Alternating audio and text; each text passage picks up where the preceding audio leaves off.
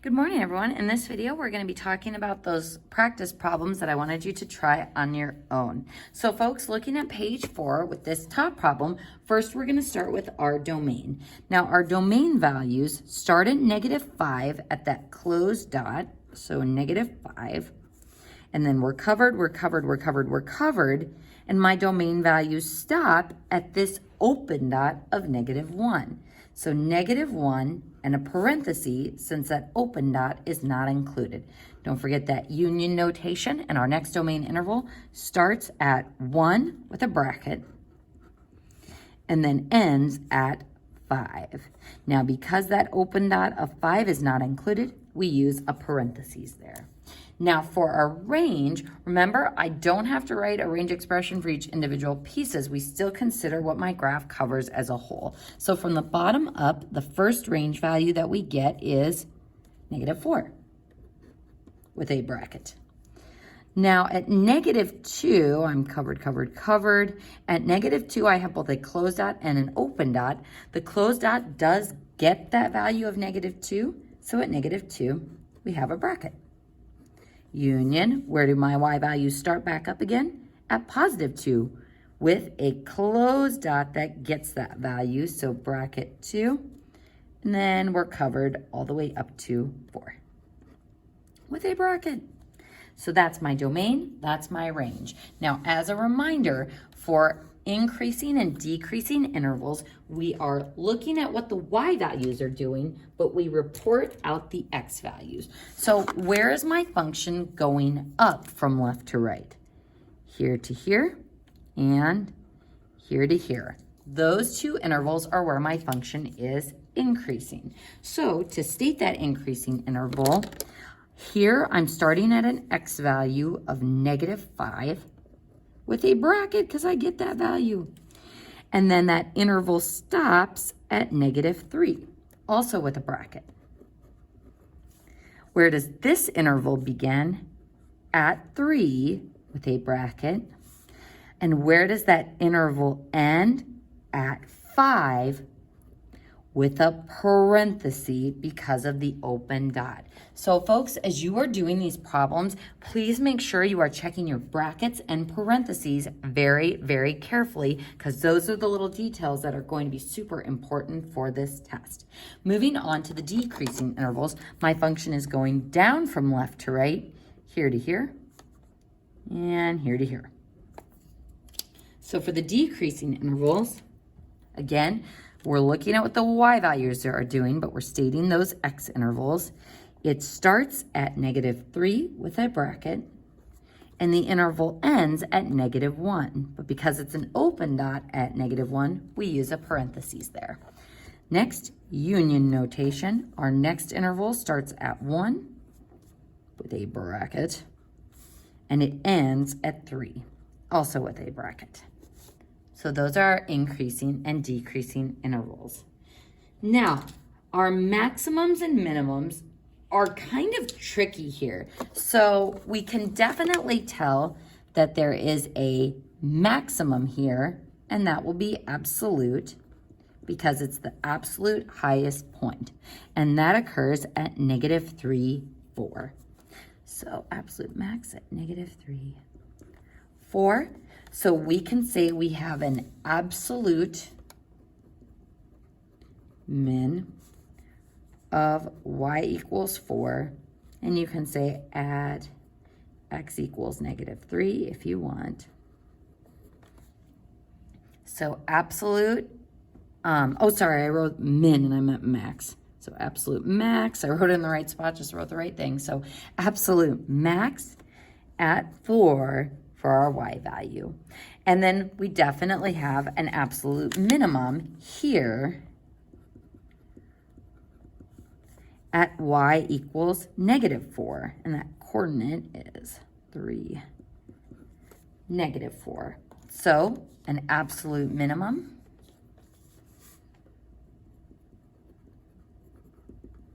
of y equals -4 at x equals +3, if you want to write that.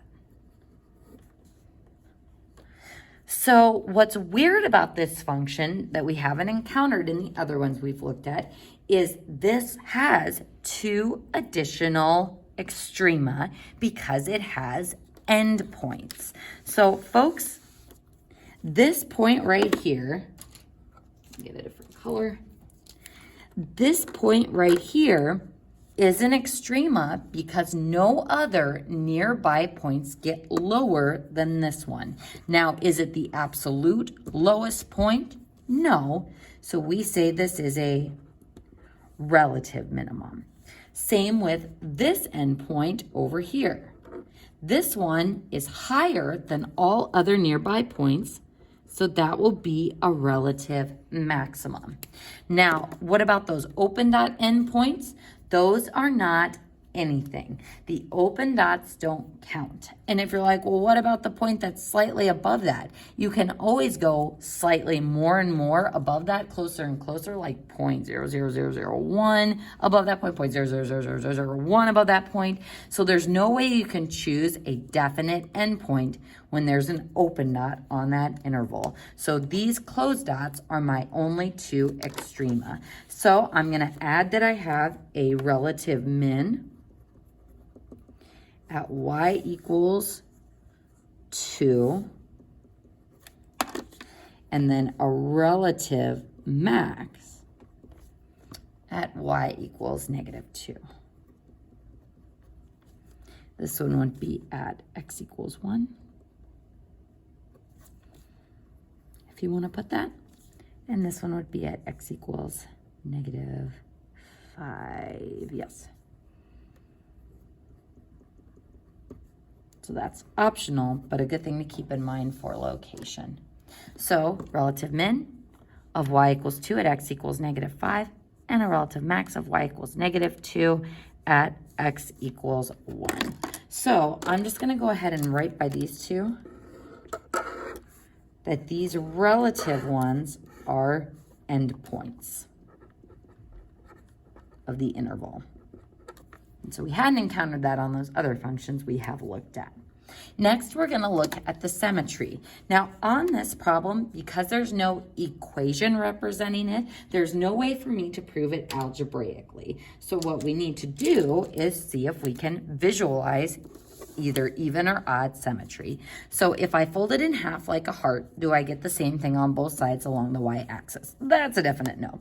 But if I spin it along the origin, so rotational symmetry, if I think about this one swiveling up there and that one swiveling up there, it's very, very close to being odd, except for one slight detail. If I rotate that down, the open dot and the closed dot are not going to line up appropriately. If those 2 dots were flipped around, it would be much closer to being odd. So the symmetry on this one is neither. So neither, because the open and closed don't line up. Next, the discontinuities. So can we draw this function without lifting our pen? The answer is no. I can draw this part, but then I have jump discontinuity in between those 2 portions. So our discontinuities are holes. And even if I filled in those holes, they would still be, this would still be a discontinuous graph. So we would say that those are non-removable. So the holes are the open dots. Now, our limit notation for this one is very strange. Folks, I actually want you to put a box around this and just put a little note that says you won't be tested on.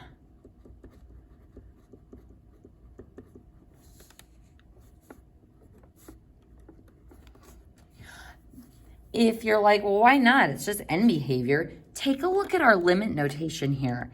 Instead of approaching negative infinity and positive infinity, we have this new notation that says we're approaching -5 from the positive direction.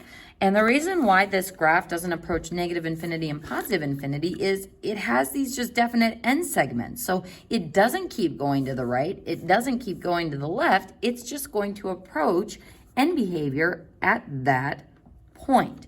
So this limit notation is going to come back to haunt us in Unit 7, which is why we're introducing it now, but it's not something you're going to be assessed on as far as end behavior. So that's why I've written this notation for you. I still want you to be able to interpret it, but I wouldn't expect you to write this x approaching -5 from the positive direction part. So first, this notation, the -5 is the value we're approaching, and that plus sign as a superscript means from the positive direction.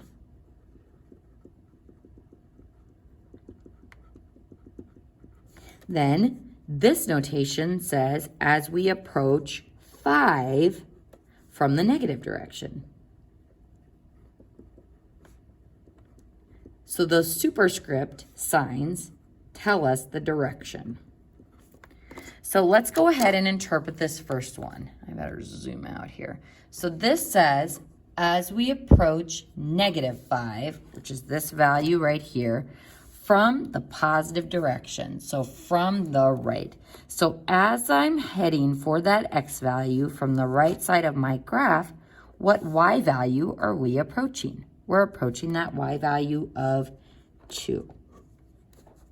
Then, as we approach 5 from the negative direction, here's tick mark 5, and as we approach it from the negative direction or from the left of our graph, the value we are approaching is -2. Now, do we actually get -2?